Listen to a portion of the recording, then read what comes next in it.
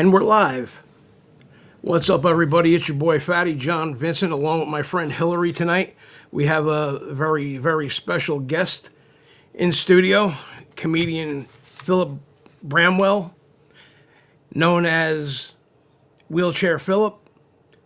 Welcome to the show, Phillip. Philip, Thank it's you. so nice to see you and have you here. I have to I won't lie.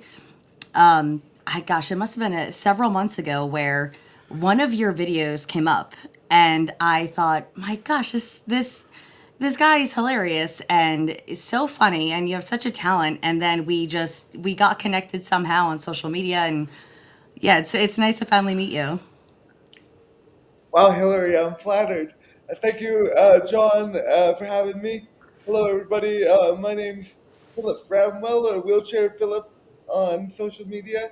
I'm a 27-year-old wheelchair comedian. I live in Tempe, Arizona, and I'm so happy to be here. So now, Phillip, you're originally from New Jersey. Am I correct about that? Yes, sir, that's correct. Okay, and where were you living in New Jersey when you were? My family, we're from Boonton, Boonton. That's Morris County, the Okay, northwest. I'm familiar. A little bit further north, right? Yeah, like is that almost like Sussex County, like borderline in that area? Getting closer, yes. Okay. How are you liking Arizona? What brought you there? I'm mostly here because the weather is warm and the women are hot. So, That a boy. Those are not bad reasons. Definitely not. And you're close to Vegas. oh yes, absolutely. Close to Las Vegas, San Diego, Los Angeles, a lot of major cities that have great comedy. So You're that's, kind of right in the mecca where you need to be. I would say so. Yes, absolutely. I mean, there's really not a lot happening in New Jersey as far as the comedy scene goes. I was just gonna ask, is Arizona like a big place for comedy? Because that's news to me. Yeah, I mean, I would think like probably more like the major cities like Phoenix. No. I would say comedy can be big anywhere, but really it's just about who who is here. Right. For me personally, wherever the money and the muscle ladies are, that's where I'm at. There you go. Well, I'll tell you what. Coming starting in January 2026, you're going to see a lot more muscle ladies on my socials when I start shooting again. I'm taking a little bit of a break from photography at the moment. Oh, And absolutely, it's gonna be great, and looking forward to that. Hillary and I actually have a musical album that we're working on, and of course Hillary's a singer, and we should be done with that. We're hoping like April, May, 6 months ish, right? Yeah, about that, yeah. and then hopefully comes touring, local shows, stuff like that. Hopefully, maybe you can open up a show for her. Oh, Even be an MC, you know. yeah, that I would love to be a host, MC, whatever you need to. Let's make it big. Let's go on tour, Well, national tour. speaking of muscle ladies, if you haven't checked out my Facebook, I have done bodybuilding, and I saw a bit that you did on bodybuilding ladies. So if you need help getting up the ramp, I'm more than happy to use my shoulders to carry you in the wheelchair up to the stage to be the MC. Oh, absolutely. I'm so happy that you're not stuck in the kitchen like other ladies. That you use I'm your. gonna give you a real Well, challenge. bodybuilding and kitchens don't really coincide because when you're bodybuilding, you don't really eat a lot. So no. I'm gonna give you a real challenge. What's that? Hold my fat ass up right now. Ah, all right, well, I can squat, but I'm gonna put my strength to the test. You know, You're a strong man. I don't think you're doing three and change just I yet, no, I'm certainly not. especially like dead weight. But I have to ask, do you actually go to bodybuilding shows, or was that just for the joke of it? Because it was hysterical when I heard that. I nearly died, especially as a bikini competitor myself. Well, I'm a performer, so I can't reveal my secrets. Yes, Fair enough. that is one of my hobbies. Okay, I was say, well, if you haven't been to one, I'm happy to take you to one. Oh yes, I'm familiar. Very familiar. Now that's one thing that Jersey is full of, is bikini competitors and they have a lot of these competitions all over New Jersey, whether it's like on an amateur level or a pro am level, something like that. Yeah. Oh, yeah. Like Absolutely. NPC stuff, and that Yeah. that I'm familiar with. Yeah, Yeah. I've been shooting fitness models I know. I saw since I'm that. in the business. You know what I Yeah. mean? Is that how you started? Yeah, Okay. Now I'm curious to hear about Philip's start too. yeah. I have so Actually, many questions, and this is totally John's show, and I'm just here for the ride. But am so curious to hear how you got into comedy. Is this something you always wanted to do? Or were you like always like the funny man, and you realized you had this talent? So I've been doing professional comedy. Uh, my 1 year anniversary was about 2 weeks ago, actually. But before I was a professional comic, I was a professional child actor. So my performing it started when I was a child. I was a professional actor. I still am a professional actor technically, but being that I'm in a wheelchair for real, the roles and the auditions available to wheelchair performers are quite limited, so we have to diversify, which is no problem at all, obviously. But my background was from professional acting. I wouldn't say you should let anything hold you up, or whatever the case is. I think you should go full blown, full steam ahead. If anything, you know, Now, go against the odds. I would say so, and I've just learned to turn my problems into my profession. I was born with what's called cerebral palsy. Me and my siblings were triplets, so we're all the same age. We were born 3 months early. You're supposed to make it about 9 months, but we made it about six. So I had a bleeding in my brain, and so the bleeding gets resolved by surgery, but the effects of it, that lasts a lifetime. So that leaves me impaired with balance, coordination, speech impediment, and a few other things. Uh, but uh, but obviously, I'm here, thriving and making big moves. That's what you should be doing. Actually, I mean, I also I have what they call Bell's palsy, and it kind of like when it flares up, it kind of looks like you have a stroke, almost like one side of your face. It don't matter whether it's left or right. It kind of basically your face falls asleep. Is that the one that is caused by stress? Yes. Okay. Yeah. Yeah, I'm familiar with the palsies, the the three palsies: cerebral, herbs, and Bell's palsy. Which, So now, do you have any shows coming up that you're looking to promote? my next show is next week, actually. I believe it's next week, November 15th, Saturday, November 15th, in Dallas, Texas, at Sharks Comedy Club. Shark, like the thing in the ocean. Okay. Sharks Comedy Club, 1303 Main Street, Dallas, Texas.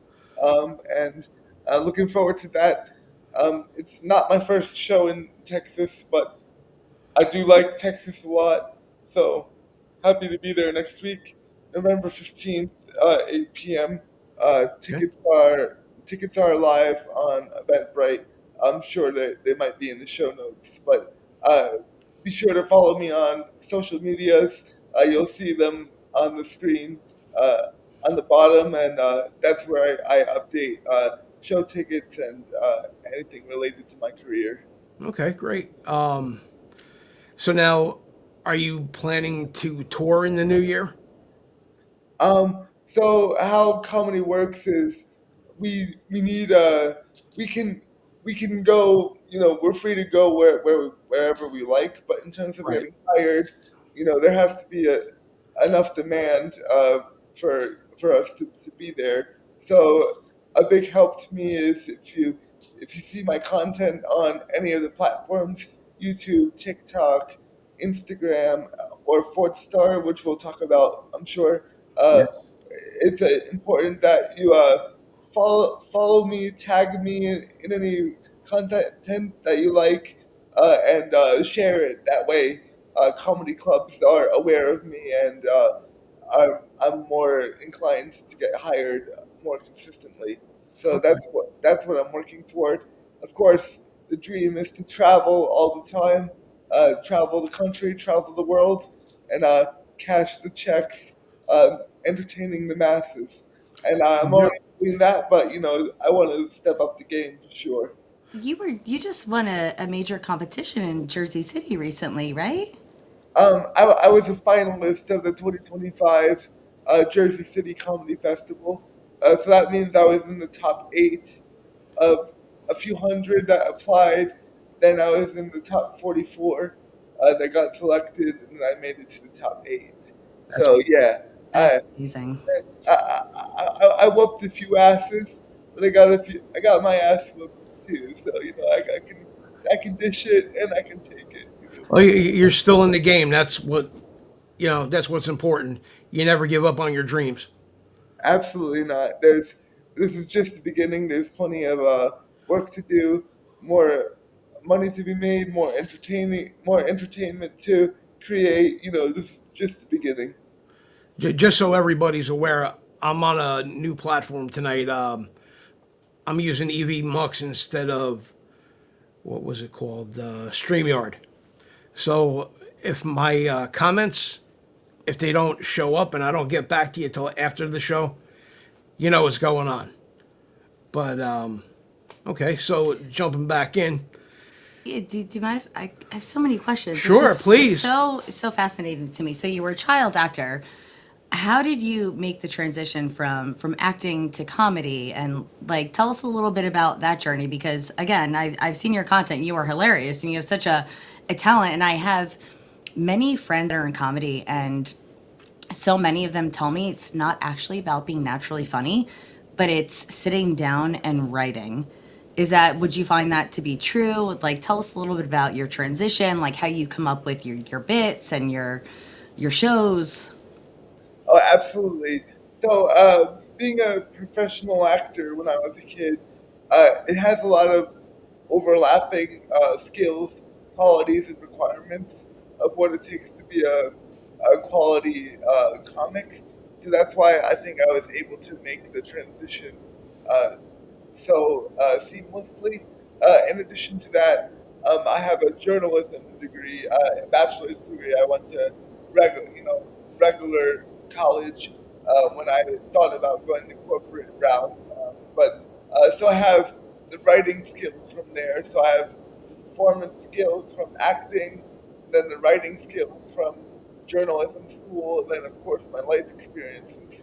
So I think those elements of my life are perfectly combined to be a successful comedian and performer. Were you always sort of naturally funny, or is this a skill that you kind of had to develop? Well, I guess it's not up to me if I'm funny, but people have told me that I'm funny since I was, a kid. It wasn't that I was trying to be funny, but they just found me funny for one reason or another. But I believe that it's good to be naturally funny, but I also believe that people can train to be funny just as you can train to make your legs stronger or your arms stronger or anything else. I mean, it's all about delivery and timing, I believe, in comedy. Oh yeah, 100%. Learning to read your crowd, things of that nature. Because I know I've been to a couple of shows with friends of mine that are comedians in New Jersey, and like they're being like riot funny, right? And the crowd is just like, you know, it's like, and then you as the comedian, you have to say something like, to kind of get your crowd into what you're doing. And I've seen like unknowns move a crowd more than a headliner. Yeah, I'm like It's crazy. I'm so curious to know like how much of it is you have, your bits and your jokes, and like how much of like what percentage of that is having to improv and like work with the crowd and adapt to your audience? Does it kind of vary show by show, or are you just you stick to your jokes and that's it? Well, I can't reveal all my secrets. Again. Can you tell I'm a very curious person? International man of mystery over here. Yeah. Or else they wouldn't be secrets. But what I can say is that any crowd or audience that I'm in, no matter what part of the country or what size of the audience, I believe that I can provide a high quality entertainment experience for anyone that's in the room. So I think I'm good at captivating all kinds of audiences, and yeah, that's what I'll say about that. What was your first show like? Because that must have been extremely intimidating, not having, because it's not like, as a singer and a vocalist, you can do the prep work and go into rehearsal and work with a vocal coach, but so there's a lot of legwork that kind of like leads up to that moment. But as a comedian, you're just, you're I guess telling your jokes to your family and friends, hoping they're funny, and then like you get on stage in front of a bunch of strangers. Was that like a very intimidating process, or how did you sort of navigate that? No, I was a cool customer for that. I thought it was an excellent experience. So my first show was in October 2024. It was in front of about 140 people, um, Wow. I would not be comfortable with that. and it was great. I had a lot of support in the audience, people that I knew, people that I didn't know at the time, but now they're my chair chasers, and it was a excellent experience. But that was the first show, obviously not the last show, and it really inspired me to keep going. Very good. So now, to look at some of your content, what are you basically doing? Like YouTube and what was this? The Fourth Star? Is that the platform that you're? Yes. So I was recent. I'm within the last 4 months. I'm recently on Fourth Star, and Fourth Star is a emerging social platform where you can view any type of content, but in my case, it's comedy content from Okay. home. And so, users, once you have an account, you can purchase ships, apartments, avatars, and basically have a virtual reality experience using special goggles. And so I'm on Fourth Star, and that's what I've been where I've been most recently. Um, I'm sure it'll be in the show notes, but I have a promo code and a discount link for 85% off all purchases for a limited time only. It's a new platform, so they're looking to expand the usership, and for comedy, it's a perfect vessel to give you another option to view my content in a more engaging manner. Okay. And now your YouTube channel, is that something that's pretty much growing all the time? So my YouTube channel, it's Wheelchair Phillip. Something special about my YouTube channel, my debut set is available on there. Okay. So if you're curious about that October 9th, 2024 set, it's on there for free for the moment. It might be removed Okay. uh, at some point, but if you're watching it now, you should go check it out right after you get off here because it might not be there for forever. I Um, hear you. but my YouTube channel basically it helps me have a social presence because when we're getting hired to work in the comedy clubs, one of the criteria is what does our social media platforms look like. Right. I'm noticing that's a huge thing. Even, I have some producer friends and director friends, and they tell me, as an actress and singer, they actually do look at your following Whereas what 10 years ago there Right. was no following. It was Right. strictly based on talent. And to me that almost seems unfair to hire somebody for a project Right. based on a following that could or could not be bought, right? Right. Because you know there are quite literally like factories in China that have these cell phones set up, and Right. they're liking and they're commenting and they're following, and it's not true authentic engagement. But in you know, correct me, Philip, but in my opinion, like engagement doesn't really reflect talent, right? Because there are so many talented people that don't have a following because they're more focused on like honing their talent versus gaining a following. So have you found like whether you're trying to pitch to a comedy club and get a bit or be an MC or get, you know, your couple minutes on stage, like has that been something that's been a roadblock? Or I'm curious to kind of learn a little bit about, maybe it's coming from a selfish place. But yeah, I'm curious to hear how that plays into all of this. Yes, the concern you brought up, it's brought up in the industry a lot. You know, there are people that are better on the social media side of things, but then their content, their material, may not match, or their material might be very good, but their social media may not, have a lot of followers. So that is a experience that happens to many of us. But the way I deal with it and the way I think about it is, if you want to be successful in comedy, you need to, be available to your audience because you guys are the ones that are paying for the tickets, paying for the content. But then the bookers and the producers, they're like our bosses. So Right. I think a lot of people a misconception about the entertainment business is we do it because we don't want to have a boss, but it's not true. We have bosses. In fact, we don't only have one boss. We have multiple bosses because when you go to one club, the boss is the owners of that club, but then you go to another club, and those are your bosses for the night. So it's we you don't go in the entertainment business to escape bosses. You Right. actually just uh, increase the number of bosses that you have. But let's also not forget your agents, I was just your gonna ask, do managers. you have an agent or a manager that you work with that helps you get these jobs, or? Oh, absolutely.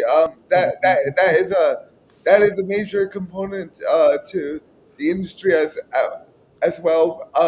I'm not quite there yet to hire an agent, but hey, if anyone is a beginning agent and you want to take on a relatively young comic, you can contact me and maybe we can get something going because I'm definitely looking to be on television, radio, particularly television, to get more exposure and more opportunities because this is how I support myself. And so this, for sure, I want this to be a sustainable career for however long I'm on the earth. So just so everybody knows, right after the show, we're gonna have a bunch of shorts that are gonna air as well. So everything's gonna keep going, probably for like a good a good week after this broadcast. So whoever didn't tune in tonight, can see the shorts and see whatever important parts of the video that we covered tonight. And Yeah, yeah, and that so kind of like goes back to like the social media thing. And like I know there's apparently, unbeknownst to me, right, I didn't really find this out until I became friendly with somebody who does social media for a living. right. I didn't know you could make a lot of money on social media. Oh yeah. How do you know that, right? Unless You you're a don't know it. content creator yourself. Now, do you have an interest in like, I know you said ultimately you want to be on TV, but are you more interested in content creation and like getting those views and the monetization that comes along with it? Or are you more focused on doing stand up and like getting in the Comedy Cellar and like Rodney's and all these big places in the meccas of the comedy world?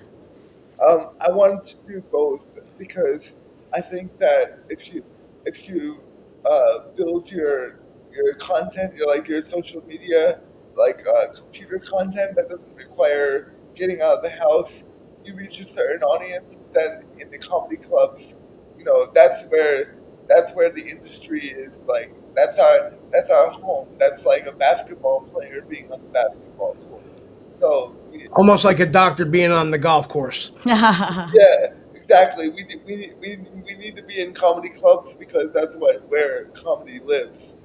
So the idea is to do both, and then it's 2025.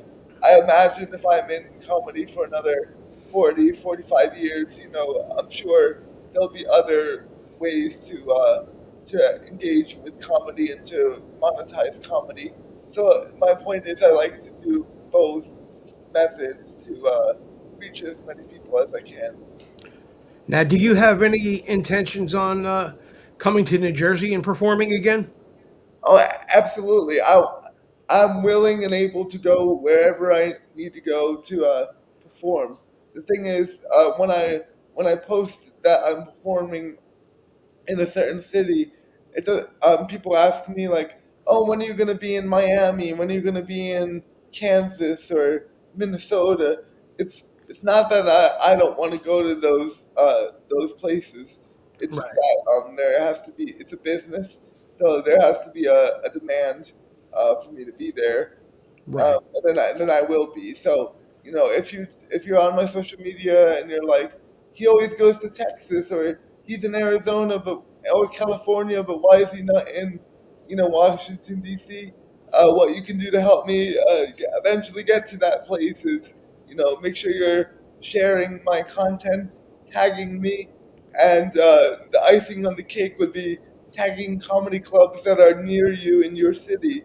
That way, those comedy clubs can become aware of me, and I'm more likely to get hired if the demand is already there to see me.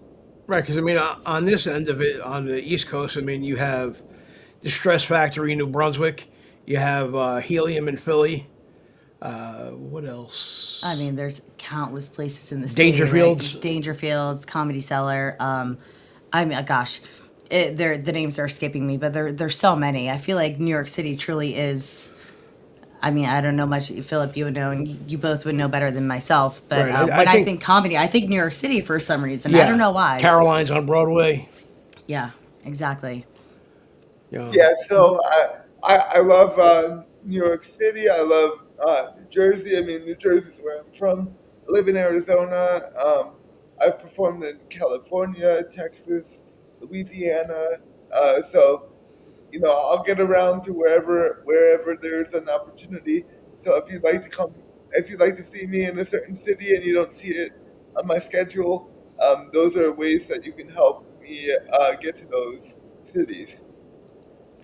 okay. I was just gonna ask, just because I'm thinking of like all these like comics and like touring in all these different cities. Right. Do you have like, a comic that like you kind of look up to and admire and sort of um, I don't I don't want to say because no one's like stealing information, right? Right. But do you have anybody that you are really drawn to in terms of like your comedic style and your appeal and your delivery?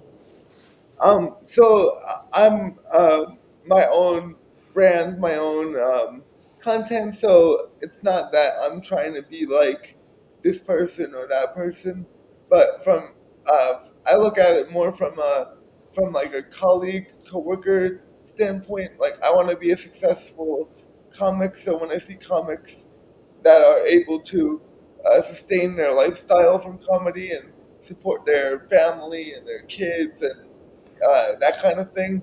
That's those are the type of people that I look up to because that's where I am and that's where I want to continue to be. So that's the way I look at it.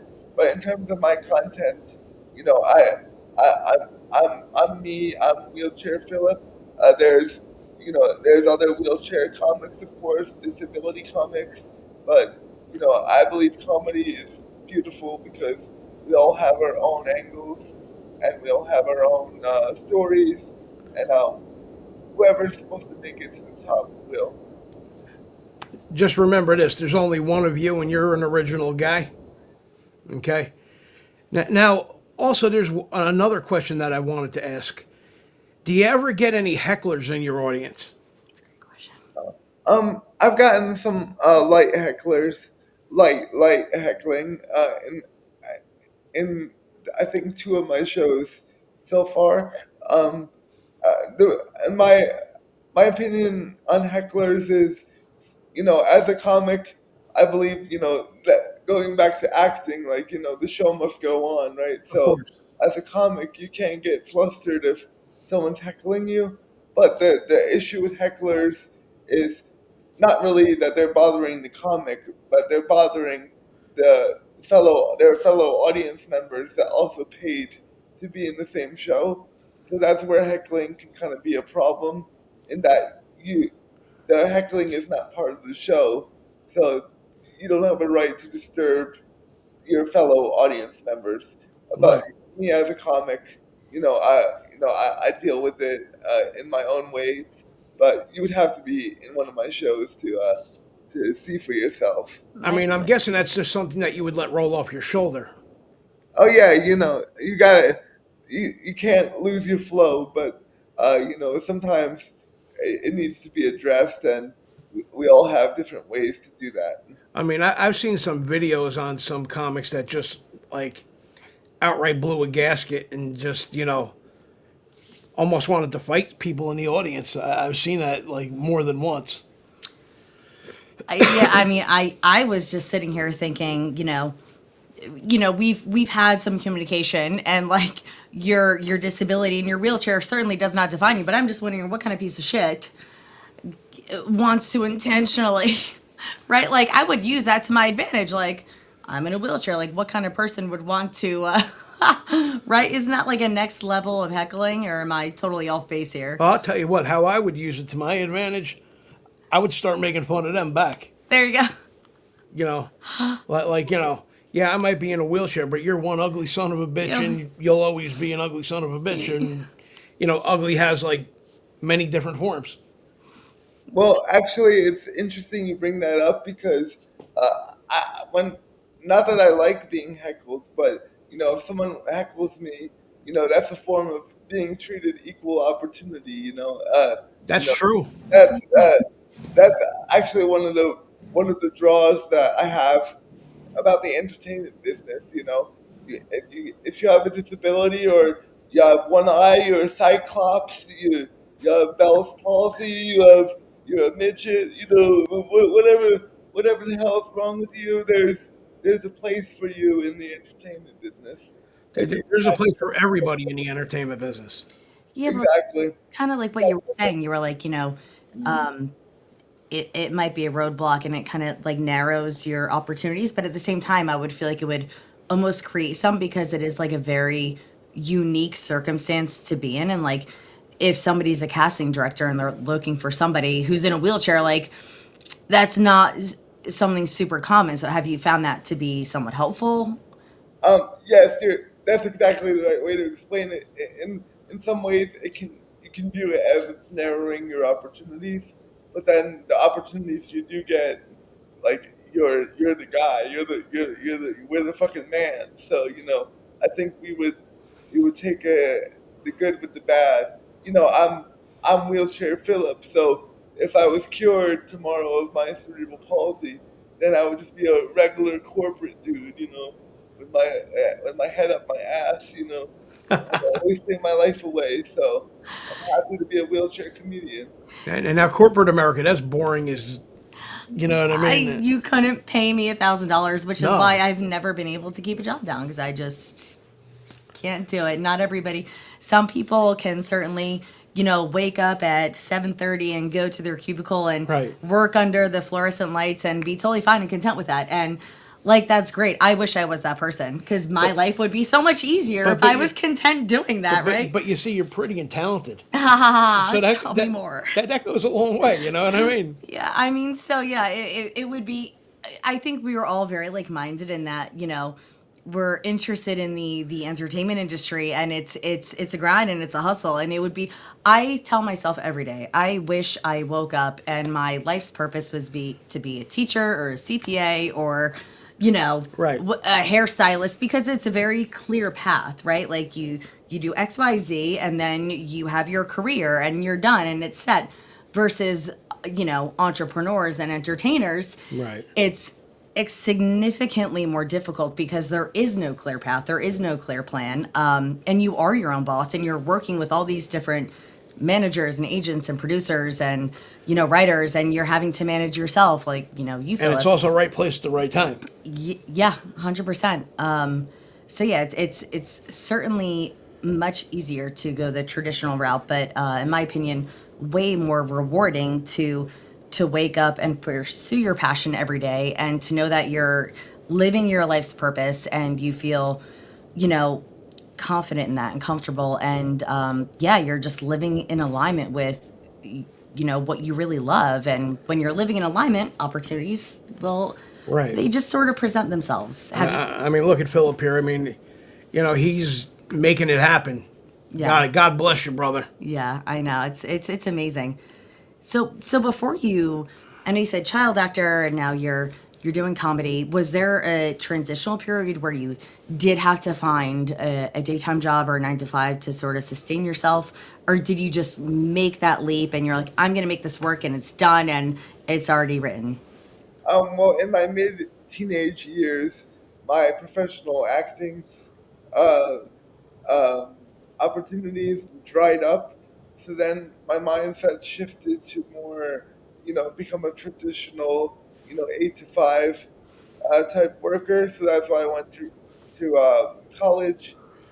Then I had a regular corporate job um, for 4 years, which I'm grateful for because it allowed me to qualify for a mortgage, for my house. So it wasn't all, it's not all bad, but then I was laid off from that job, and then it opened this opportunity to create my own job, and my comedy career is going much better than corporate America was, and it kind of reminds me of my childhood professional acting uh, days. I think, to be honest, the entertainment business has gone better for me than any corporate or normal job ever did or ever has. So I'm very grateful for it. Now, doing childhood acting, was there anything notable that we might be able to still find on, like, a YouTube or Tubi or anything like that? My probably my most I was on Sesame Street, Law and Order SVU, and a few other things. But my most noteworthy credit was Law and Order season 20, episode 4.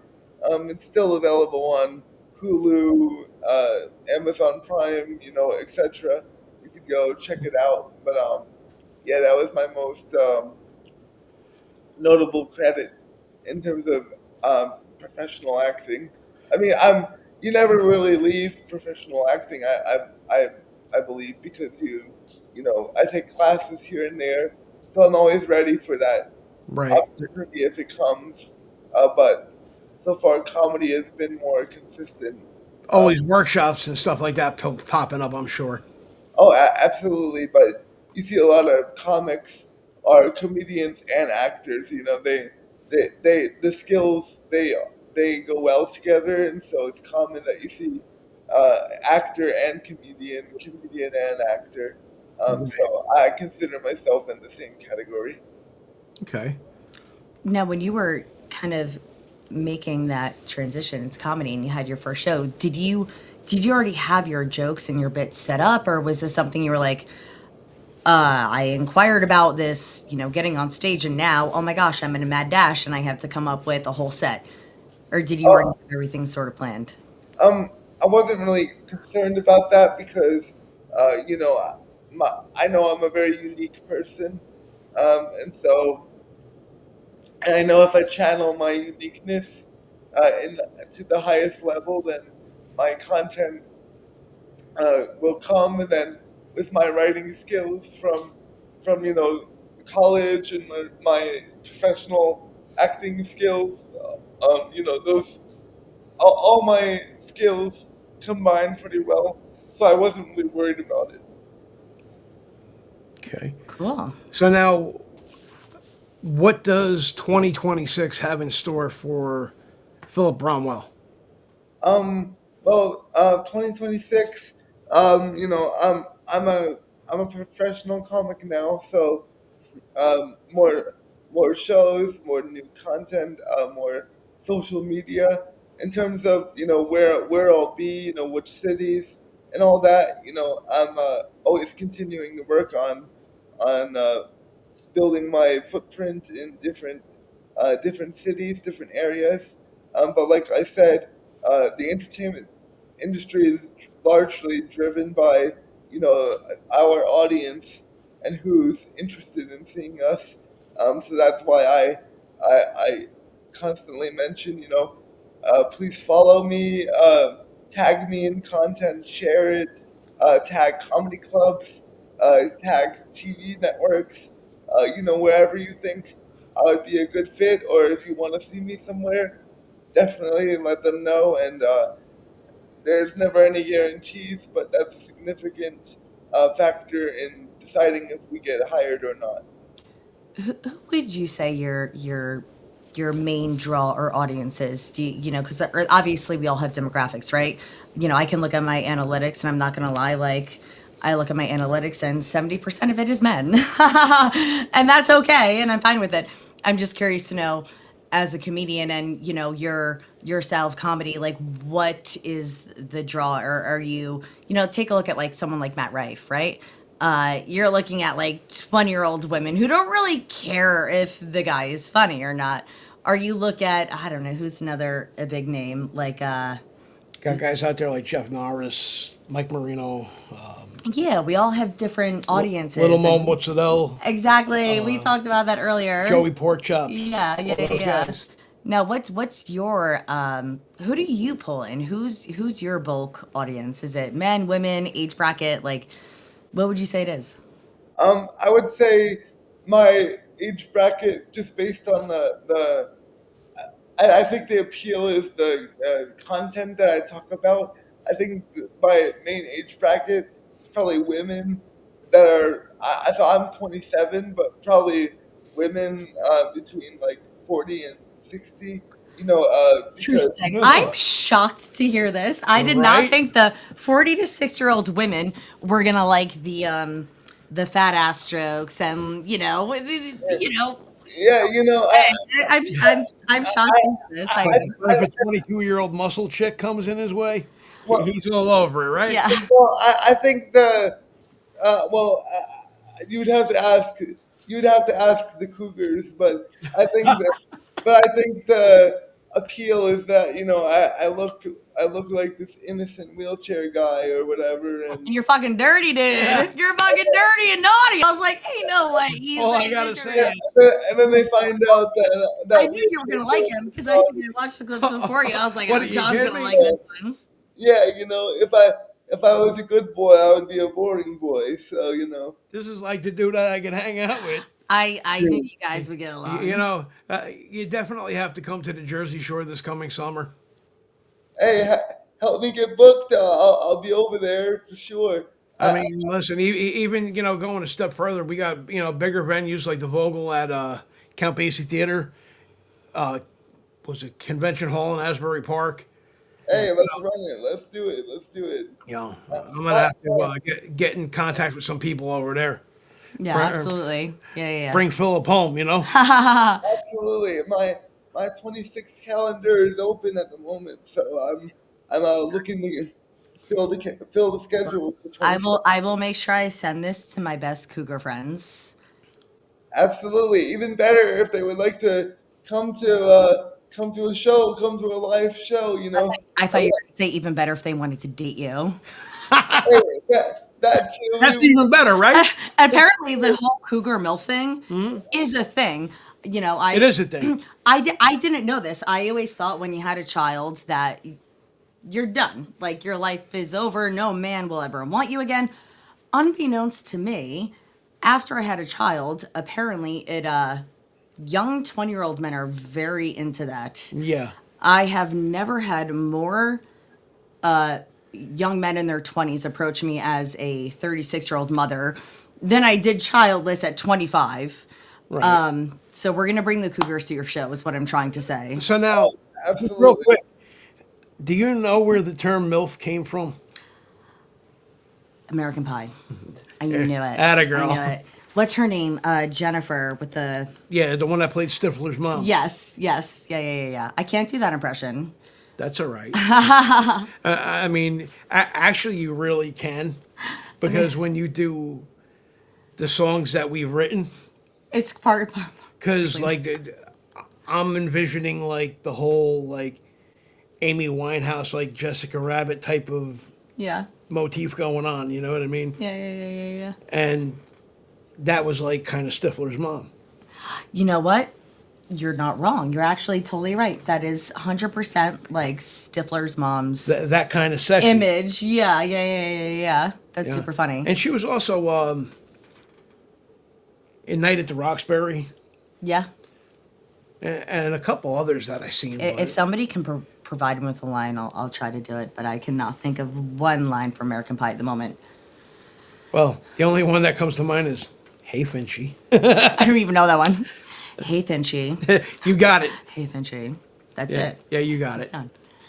So Philip, speaking of, who would you relate your comedic style to? Because I can't think of anybody. I know I asked you like who you sort of admire and follow, but I can't think of. I've seen your content, I've seen your clips, and when I try to, I don't want to say compare, but compare who you were like, because there are so many comedians that you're like, oh, this reminds me of that one, who reminds me of that one. I can't think of anybody at all. Is there anybody that you've heard from? You're like, where someone approaches you after a show and they're like, oh, you remind me so much of this person. I think that I know my content is related to my own life. So that's one of the reasons why you can't find anyone like me and why I'm able to captivate people and so organically. It's because you can't find uh, people like me. And, I'm tapping into myself, and that also makes it easier to come up with genuine and high level content. So uh, I I don't want to be like anyone else, and I think that's what's making me rise, and that's what will get me where I'm trying to go. Have you ever seen any, his first name is Zoltan. I can't remember his last name, but have you ever seen any of his bits?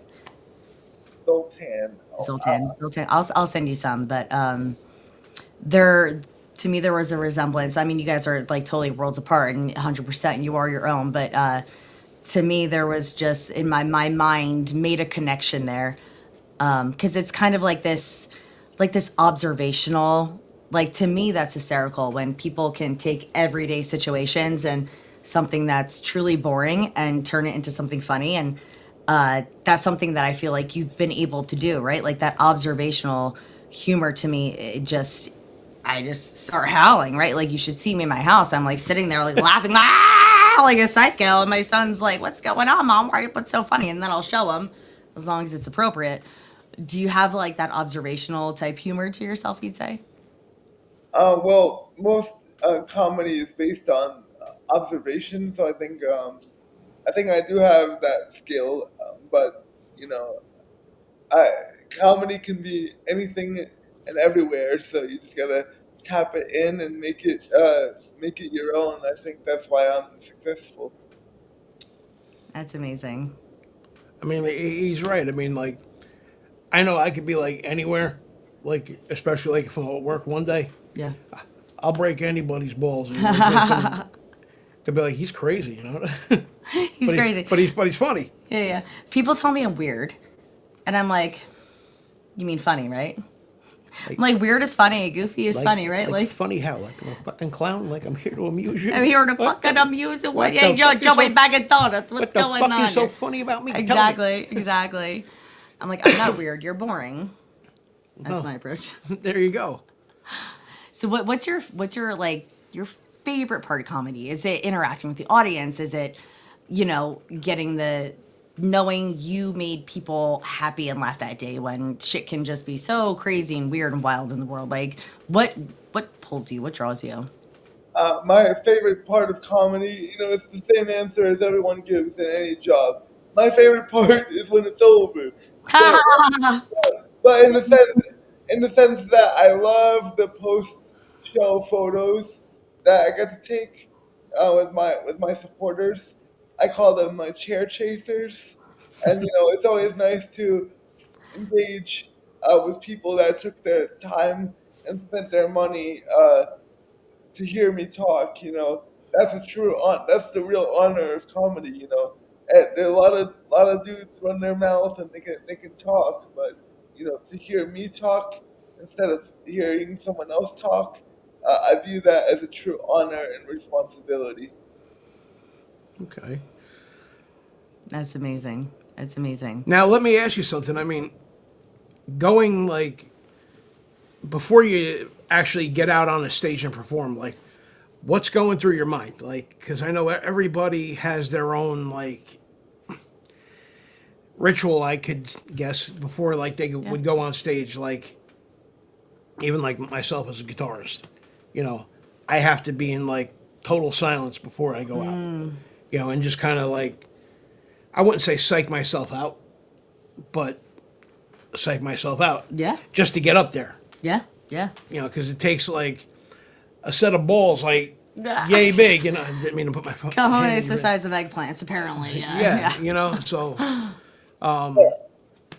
Yeah, my before every show, my ass cheeks are clenched, and this this trying not to shit in my pants. yeah, I've been there before. Can I tell you my pre-ritual is being a giant bitch to everybody around me because I have so much anxiety about what's actually going Right. on. And then when I see the beautiful chair chasers in the front row, then I relax and I get in my Makes it all worth it. exactly. So you So know, it's like no praying, no meditating, no listening to a certain song. no prayer needed for comedy at least. The praying starts after the show when I take one of those sexy ladies home with me and, and I I love this kid. I can't. and, and, and, and I pray that my wheelchair can fit in their bed. Oh my god! So that's when the prayer starts. Yeah. Has No, that ever been an issue? I have several questions about this. oh well, Actually, do we really want him to answer that? Maybe we do. Go ahead. Yeah, Yeah, all no, well, my makes for good radio. right. my wheelchair is pretty skinny, so ladies, don't worry, it can fit in your bed and without any trouble. And if I'm just the hall pass, that's fine too. We could tell the hubby to to go cut the lawn, You guys are too much. cut the lawn and hit the road, and let me put in some work, for the night. I can tell that this guy's like that. Did you ever see that movie, The Ladies Man? Tim Meadows. He used to be on Saturday Night Live. No, I haven't seen it. Oh, he played like a '70s reject type of afro and all like the funk music and stuff like that. And he was like trying to be a ladies man, Yeah, yeah, yeah. and he was a radio host, and like he would be jumping out windows and husbands like wanting to come after him with a knife and That's this guy. Yeah. you're the next rendition of the ladies man, Philip. You see, I'm not a cheater because I can't be stealthy. I tell you exactly what I'm gonna do, and then I do it. I'm a confident man. This conversation has taken a turn real quick. Are we praying and meditating before shows? Does my wheelchair fit into your bed, ma'am? Yeah, yeah, that's the that. My point was that's the only prayers. That's okay. Okay. It's the only prayer. No prayer, no other prayers. Praying I get it tonight. You know what? God has a sense of humor, and I'm sure he's laughing somewhere, Oh, wherever absolutely. he may be. But Hopefully I'm forgiven. Yeah. Well, I think so. You certainly are funny. Now, again, like 1,000 questions for you. Were you always like the funny kid growing up? Well, I couldn't be the athletic kid, and I wasn't the smart kid either. So, if you can't be athletic or smart or handsome, then you gotta be funny, because that's the only angle you got Got a really. good point. I can't. I mean, I can't disagree. This, I, I guess the saying goes, if you can make somebody laugh, you can make them do anything. It's true. It's so true. No, yeah, humor is like, you could put me in front of the sexiest man and with a personality of like watching paint dry, right? Yeah. Or somebody who I would probably not find attractive, but they make me laugh, and I'm like, I want to spend time with you. Right. Yeah, no, making laugh truly is a special skill, and I don't know why to say it's undervalued, but Yeah. it's special and it's good, and I'm happy that you found a home in that for yourself, and you're turning your situation into something that is benefiting you. I mean, it's really inspiring, because most people would take a quote unquote disability and play victim, and you certainly are not doing that, which is exceptionally honorable. Yeah, you turned it right into a positive, and you're Yeah. making it work for you. Yeah, it's my tool to make money and get bitches. So, It's all about the bitches. That's what I'm Yeah. learning. It's all about the bitches. I'll tell you Nothing what. else matters. absolutely. You and I have to go to a mall together or something. Wherever there's money and honeys, that's where wheelchair Philip is. I'm gonna start coughing because I'm Phil's a laughing so pimp. He can straight up pimp this guy. Money and honeys. Money and honeys.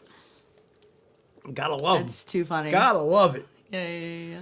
What do your parents think of your more risque bits? My If you well, will. my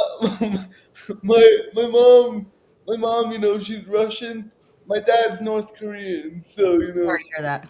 so That's a tough combination. My God. so Nothing. I don't exactly have the most traditional family, but they're supportive of me, and I'm grateful for that. Do you have any siblings? I'm sorry, Scott. I'm a triplet. You did mention that. Yeah, Outside the triplet realm. I have a half brother. He's 10 years younger than me, so I'm the example, or at least one of them. Hopefully, I'm a good example, but I don't know. Maybe I'm not. Well, sometimes people refer to me as twins. I don't know. So your half brother's 17? He just turned 18. Okay. 18. Okay. But My yeah, math was way off in my mind initially. I was like, oh, he's 7. yeah, but No, he's not. he's in college. Getting all the ladies. So he learned that from me, obviously. Yeah, there you go. It runs in the family, see? Absolutely.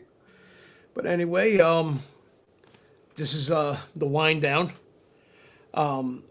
So again, your Instagram, your TikTok, and your YouTube is all at Wheelchair Philip, all one word. Am I correct about that? That's correct.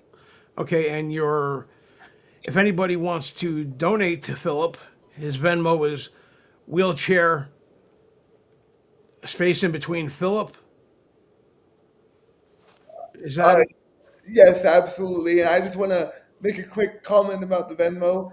This is my job, so if you see any content online, I appreciate you engaging and all that. But this is my job, and to get to different places and to produce those videos at a high level production value, it requires investment. So all the money that you choose to provide, it's very much appreciated, and it's all part of the job of being a professional entertainer. So thank you very much.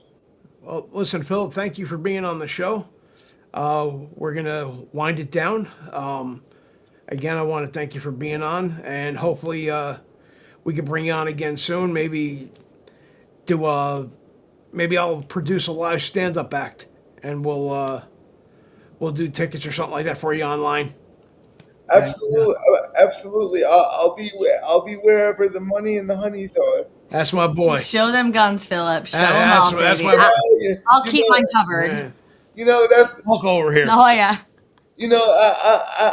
I'm like Diary of a Wimpy Kid in a wheelchair.